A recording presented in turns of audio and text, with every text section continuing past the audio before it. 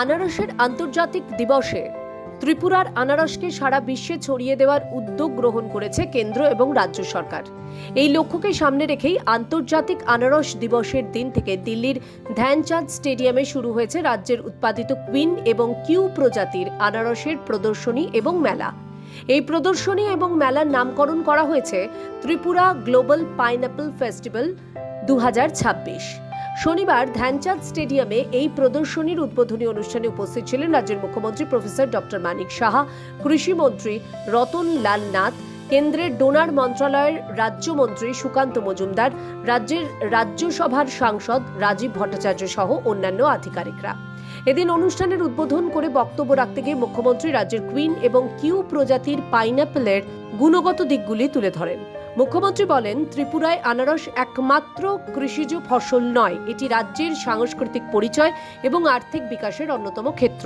This festival reflects our commitment to ensuring that the unique strengths of the Northeast become an integral part of India's growth story.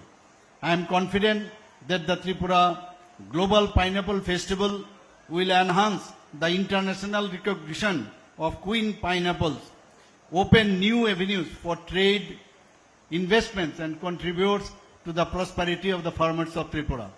With the divine blessings of Mata Tripura Sundari, may the people of Tripura continue to progress on the path of peace, prosperity, and development. I am confident that Viksit Tripura will play an important role in the journey towards Viksit Bharat. Sri Narendra Modi ji, Honorable Prime Minister of India. অনুষ্ঠানে কেন্দ্রীয় সরকারের donor মন্ত্রণালয়ের রাজ্যমন্ত্রী সুকান্ত মজুমদার বলেন, ত্রিপুরার আনারসকে বিশ্বের দরবারে পৌঁছে দেওয়ার লক্ষ্যে ডোনার মন্ত্রক এবং রাজ্য সরকার 236 কোটি টাকার একটি প্রকল্প হাতে নিয়েছে। এই প্রকল্পের নামকরণ করা হয়েছে মিশন কুইন পাইনঅ্যাপল। এই প্রক্রিয়ার মাধ্যমে আনারস উৎপাদন থেকে শুরু করে প্রক্রিয়াকরণের মাধ্যমে জাতীয় এবং আন্তর্জাতিক বাজারে ত্রিপুরার আনারসকে নিয়ে যাওয়া হবে। এই প্রকল্প চালু হলে 2028 সালে আনারস থেকে ত্রিপুরার আয় হবে 200 কোটি টাকা।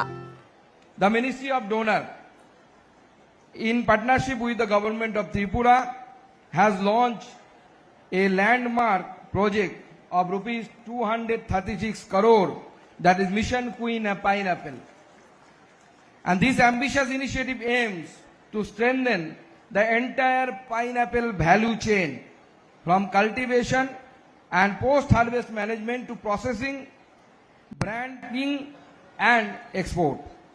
The mission seeks to transform Tripura's pineapple sector into a major driver of rural prosperity with a goal of expanding the state pineapple economy from about 35 crore to nearly 200 crore by 2028.